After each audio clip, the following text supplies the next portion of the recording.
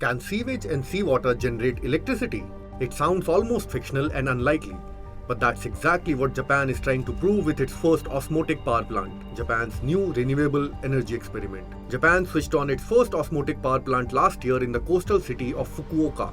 It is only the second facility of its kind in the world after a small plant in Denmark was made operational in 2023. What's even more interesting is what powers it. Not coal, gas, sunlight, or even wind. Just extra salty water and treated sewage. The technology is based on osmosis, the same natural process that helps plants' roots absorb water and keeps our body's cells hydrated. Fresh water and salt water are separated by a semi-permeable membrane, a barrier that allows only water molecules to pass through. Naturally, fresh water moves towards the saltier side to balance the concentration.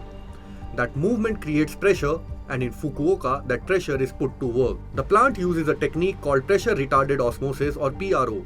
As water crosses the membrane, it increases pressure on the salty side. That pressurized water is then released through a turbine spinning a generator, much like a miniature hydroelectric dam. No fuel is burned and no carbon dioxide is released while generating electricity.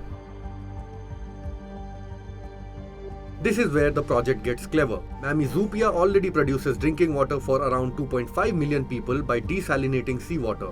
But desalination leaves behind concentrated brine with a salt concentration of around 8%, more than double the 3.5% salinity of ordinary seawater. On the other side, the plant uses treated water from a nearby sewage facility. The bigger the difference in salt concentration, the greater the pressure and the more electricity the system can generate. In other words, two waste streams become a source of clean energy. That may not happen anytime soon though. The plant generates around 880,000 kilowatt hours of electricity every year, enough to power roughly 300 Japanese households. But its biggest advantage yet isn't scale, it's reliability. Unlike solar or wind, osmotic power can operate 24 hours a day in any weather with a utilization rate of around 90%.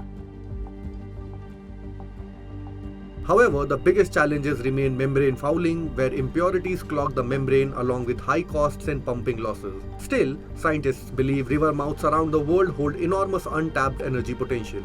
So Japan hasn't solved the world's clean energy challenge, but it has been shown that the place where a river meets the sea could become one of renewable energy's newest frontiers worth exploring. Follow Business Standard for more such stories.